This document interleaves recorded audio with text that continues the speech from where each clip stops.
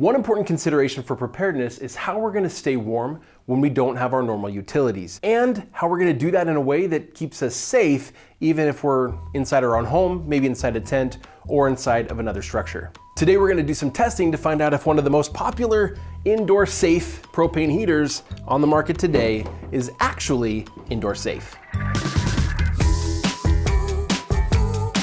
Hello my friends, and welcome back to Pantry Preparedness. Today we are actually testing the Mr. Heater Portable Buddy Heater. This is kind of the standard, it's a good size. This is supposed to heat up, we're gonna see what they actually say. I think it's something like 255 square feet. I've actually had this one for a few years now. I've used it for camping as well as even inside in the home if there's a power outage and it's the middle of the winter.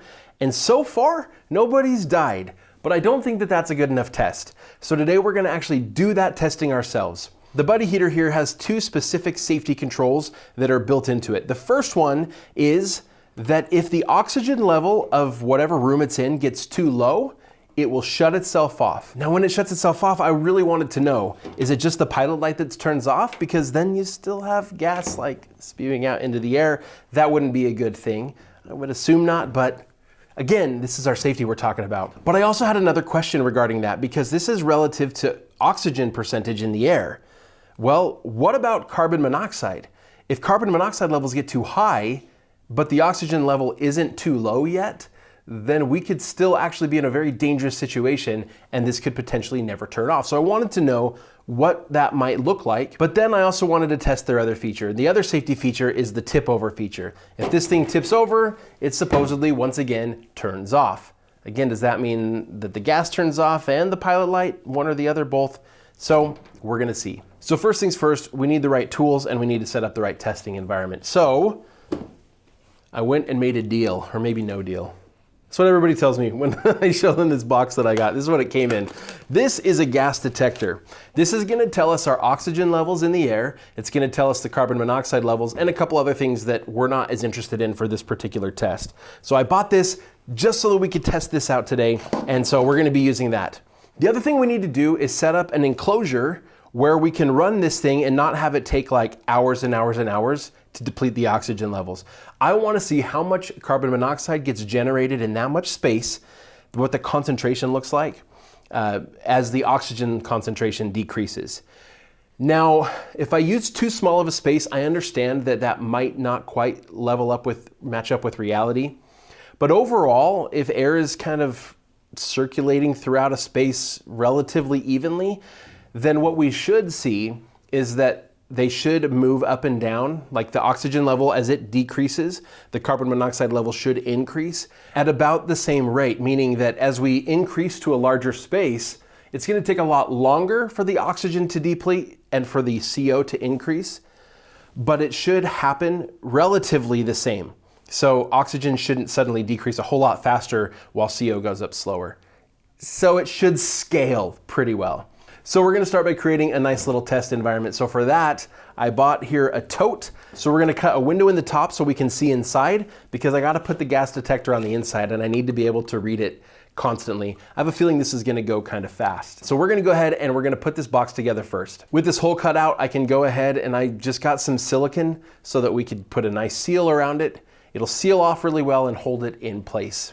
With that dry, we're ready to do the testing. So we go ahead, we're gonna set the heater in the box. As it's running in this room, even with the door closed, it's not picking up any carbon monoxide yet, and it's showing the oxygen level at a regular 20.9%. I was curious, wondering, is this thing even gonna work very well? Because I would think in an enclosed room, we'd start to be able to measure a little bit of a difference, but I have kind of tall ceilings in here and well, it didn't seem to be causing any sort of an issue. We weren't having O2 levels decreasing over the course of 10, 15, 20 minutes at any sort of level that we could measure. So we get this in here, it's turned on. We're setting the gas detector right on top of it so that it's visible through the window and so that there's some space here in front of the heater because I really don't want the heater just like melting it right through this tote. We'll turn it on and we're gonna see what happens. Okay, so the numbers, they increased super fast. This only seemed to take 30 seconds or so to actually run. So let me show you the numbers that I got when I ran this thing. First of all, there were kind of two levels of this thing turning off. The first was when the pilot light went out. That happened when carbon monoxide levels were at 63 parts per million and when the oxygen got down to 15.6%. But the heater was still burning for a little bit longer. And in fact, as it continued to burn, the oxygen level continued to decrease, but the carbon monoxide level started to shoot up. By the time it completely turned off and there was no combustion happening anymore, the oxygen level had decreased to 15%, but the carbon monoxide had gone up to 268 parts per million. Now it's important that we have a little bit of context for this, so I'm gonna pull up some official sources. The first one here, this is actually from EHS Today. This is Environmental Health and Safety. EHS is like, it's a big topic specifically regarding workplace safety. And so here we go. They say when the concentration of oxygen decreases even slightly, like 1 to 2% from normal, which is 20.9% in the air, people start to feel those effects. So let's see what those effects are. A healthy individual is unable to work strenuously and their coordination may be affected by oxygen environments of 15 to 19%. So the oxygen level never got below 15%. So if the question is the oxygen level from running this buddy heater ever gonna get low enough to cause us serious danger, to put us in a really dangerous situation? It sounds like the worst thing that's gonna happen above 15% is for a normal healthy person to have reduced coordination or to be unable to work strenuously. So actually that seems pretty okay. If the oxygen gets down to 10 to 12%, then you're gonna start breathing faster, your lips are gonna start to turn blue and have impaired judgment. And then you could start fainting or go unconscious down in that 8 to 10% level. If it gets down to 6 to 8% oxygen, you die within about 8 minutes. Wow. But we didn't get anywhere near there. We stayed above the 15%. Even by the time this completely went out, we were still at 15%. So from an oxygen level standpoint, first of all, inside your home, a 225 square foot room, I don't expect the oxygen level to ever get that low unless that room is completely sealed off. Any sort of ventilation, even through the cracks under doors and stuff, you're not gonna get that low. Now, if you're trying to trap the heat in a room, and so you do kind of block off all of the ways that air could escape because you're trying to keep one room warm, it's possible that oxygen levels could start to get that low.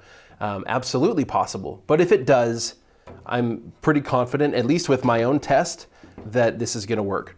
I'll also point out, these were tested by the CSA. They have a CSA certification. The CSA is a third-party private entity. It's not a government organization. It's a certifying organization out of Canada. And this is specifically certified in the United States and Canada to be safe for both outdoor and indoor use. So that's a good thing. But now we got to talk about carbon monoxide. Here we're going to go straight to the Consumer Product Safety Commission. And according to the Consumer Product Safety Commission, here's what they say. Most people will not experience any symptoms from prolonged exposure to CO levels of approximately 1 to 70 parts per million. So when the pilot light turned off and it was only measuring 63, that's actually totally okay. However, as the levels get above that 70 parts per million, you're gonna start to be able to have some symptoms, and they're just gonna get worse the higher it gets. So these symptoms are gonna be things like headache, fatigue, and nausea. It says that sustained concentrations above 150 to 200, disorientation, unconsciousness, and death are possible. We got to 263 before this turned off. Now, I'm willing to acknowledge that my test was in a small, very enclosed space, and so it built up really fast, and that a lot of that was only measured after the pilot light turned off. I'll also acknowledge here that when the pilot light turns off, it's always usually gonna take a little bit of time before the whole thing completely goes out, and that in a larger space, larger than that little tiny tote that I put this thing in, the change in concentration of carbon monoxide and oxygen isn't gonna happen nearly as quickly. So in a room like this, once the pilot light shuts off, the change in carbon monoxide levels probably not going to increase nearly as fast. So I'm willing to consider that once the pilot light goes off, the CO levels are probably not going to go up very much from the 63 number that we got before. But if they did get all the way up to that 268 in a room, all the people inside would be potentially in significant danger. which means that this might merit a little more testing, or if you're gonna use this inside your house where you're not potentially gonna have great ventilation if there's no power or something like that, make sure that you have a carbon monoxide detector, an alarm that's gonna go off. This one actually alarmed and was super annoying, which is great. But inside of modern homes today, carbon monoxide detectors are really common and they're not very expensive. So make sure that you just have a carbon monoxide detector on hand so that if something like this did happen, the carbon monoxide levels wouldn't get that high. You could consider that even if you go camping and use it in a tent, but in a tent you are definitely going to get more airflow in and out. And so I don't believe that the carbon monoxide levels are ever going to reach the kind of numbers we saw inside that tote. But of course, your safety is up to you. All right, so that's what we found with carbon monoxide and with the oxygen levels. By the time the oxygen levels get low enough to shut this thing off, the carbon monoxide level had only hit 63 parts per million, but before this thing completely shut off, it did reach dangerously high levels. Now we got to talk about the second safety feature on this buddy heater, and that is the tip over feature. The last thing we would want is to have this thing on inside of our home trying to keep us warm, and then it gets bumped in the night by someone who rolls over in their sleep maybe, falls over, and lights the room on fire. So this supposedly has a safety feature where if it tips, it turns off. I tested this basically every which way. I did it with just the pilot light on, I did it with it on low, I did it with it on high, I did it with it in between low and high, which apparently you're not supposed to ever have it running between low and high. In every situation, here's what I found. If I tip it slowly, you'll see here in my testing, when I tipped it slowly, it got to about 45 degrees and it shut off. That was a pretty good sign. So then I thought, okay, well, how quickly can it shut off if I just knock it over quickly? And every single time I did it, it was completely off. We're talking even the burn plate and everything there was nothing. There was no heat coming out of that thing anymore, no flame anymore before it even landed. I find that to be pretty encouraging and a pretty awesome safety feature. The second piece though that I tested for, it wasn't just whether or not the flame would turn off, but now is there fuel spewing out into the room, creating a dangerous environment there as well? What I found was no. With propane like this uses, we put a smelling agent in it so that you can always smell if it's present in the air around you. I was completely unable to detect any propane, even holding it up, and there just was none. I found that when it tips over, it completely shut off the fuel as well as turning off the pilot light and not having any more flame. In fact, in my personal experience, I've found that if the pilot light goes out, there's no fuel flowing. I've never had that situation happen to me where the pilot light went out by itself and there continued to be propane coming out of the heater. So here's my own personal feeling on the buddy heater. I feel pretty confident having this thing. I've used it a lot in tents, I've used it inside my home, and I have not had a situation where I felt like it was particularly unsafe in any way. But I also believe that everybody should take responsibility for their own safety.